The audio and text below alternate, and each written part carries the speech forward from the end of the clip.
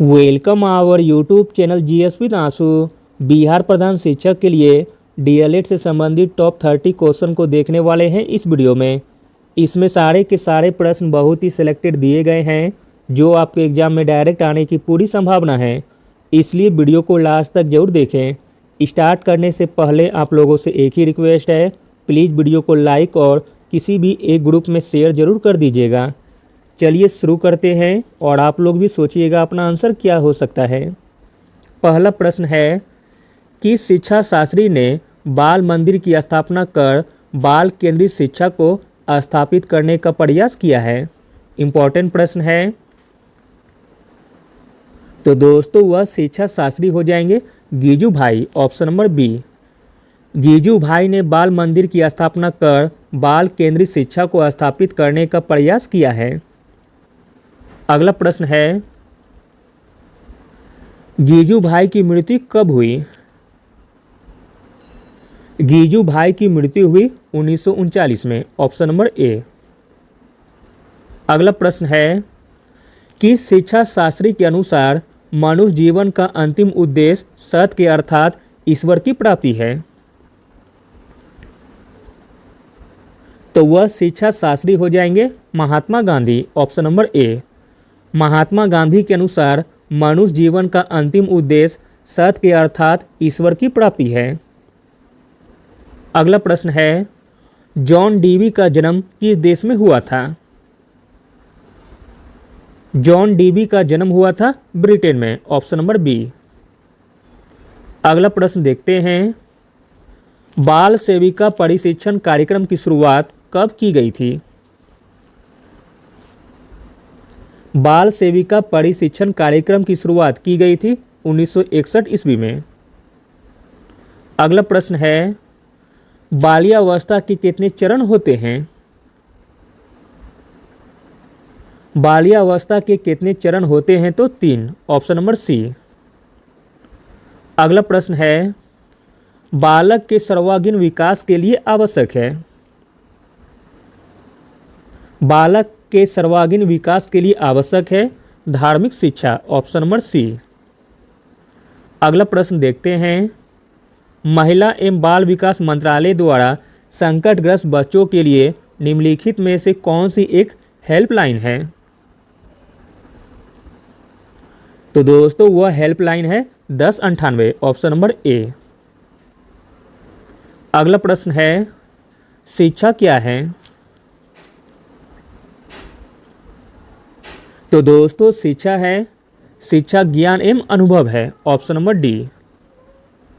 अगला प्रश्न देखते हैं, विद्यालय के लिए शिक्षक तैयार करने में किसकी भूमिका महत्वपूर्ण होती है?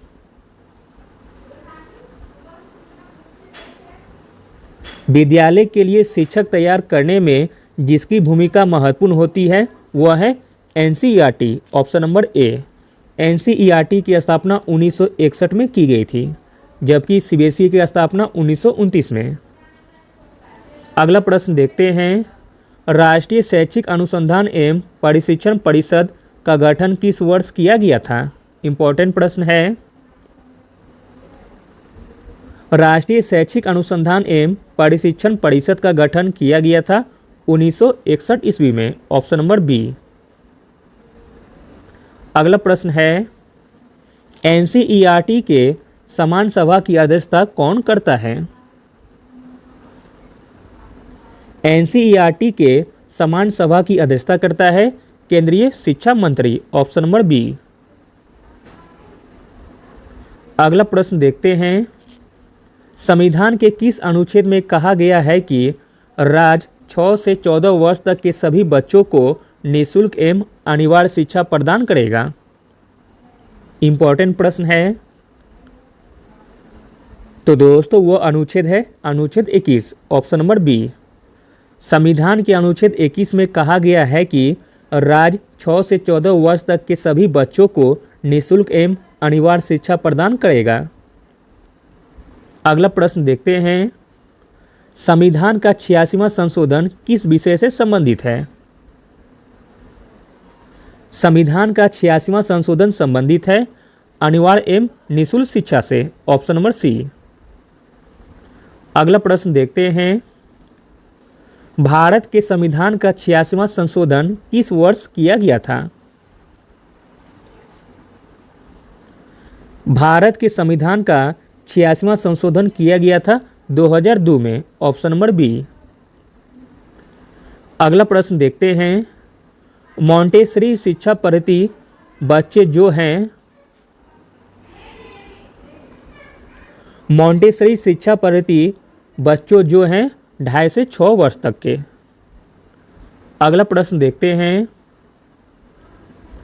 किस अनुच्छेद में यह कहा गया है कि राज्य यह प्रयत्न करेगा कि संविधान के लागू होने के 10 वर्ष के भीतर 14 वर्ष तक के सभी बच्चों को निःशुल्क एवं अनिवार्य बुनियादी शिक्षा प्रदान की जाए?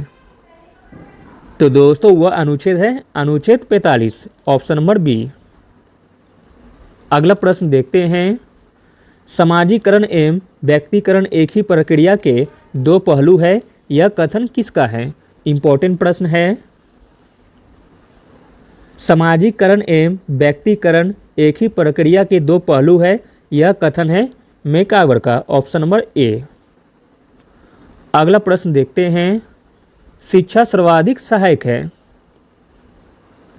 शिक्षा सर्वाधिक सहायक है व्यक्ति को आत्मनिर्भर बनाने में, ऑप्शन नंबर सी। अगला प्रश्न देखते हैं, निम्नांकित में से कौन आदर्शवादी हैं? इसमें आपको बताना है कौन आदर्शवादी हैं।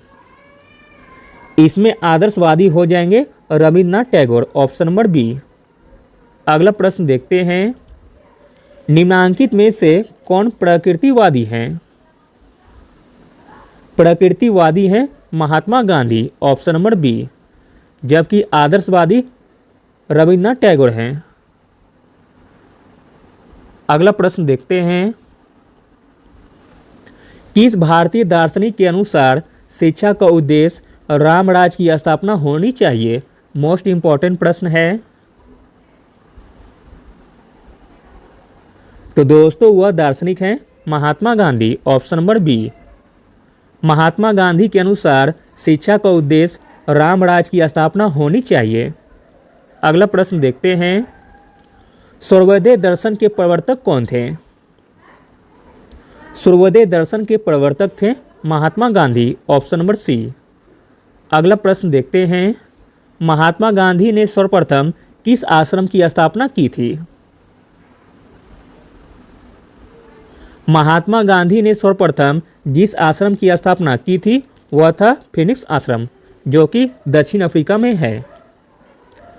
अगला प्रश्न देखते हैं, दिवा स्वप्न किसकी रचना है? दिवा स्वप्न रचना है गिजू भाई की, ऑप्शन नंबर डी। अगला प्रश्न देखते हैं, स्वतंत्रता के समय देश में प्राथमिक शिक्षा महाविद्यालय की संख्या कितनी थी? स्वतंत्रता के समय देश में प्राथमिक शिक्षा महाविद्यालय की संख्या थी 51, ऑप्शन नंबर बी। अगला प्रश्न है, बिहार शिक्षा परियोजना की शुरुआत कब हुई थी? बिहार शिक्षा परियोजना की शुरुआत हुई थी वर्ष 1991 में, ऑप्शन नंबर बी। अगला प्रश्न है, गिजू भाई ने बाल मंदिर की स्थापना कब की? गिजू भाई ने बाल मंदिर की स्थापना की 1920 ईस्वी में। अगला प्रश्न देखते हैं, मारिया मोंटेसरी ने शिशुओं के स्कूलों के लिए क्या नाम दिया है? मारिया मोंटेसरी ने शिशुओं के स्कूलों के लिए नाम दिया है बालगृह, ऑप्शन नंबर बी। अगला अंतिम प्रश्न देखते हैं, बालक के व्यक्तित्व के विकास में योगदान होता है।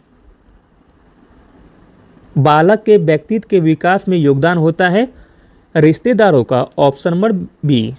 Thank you.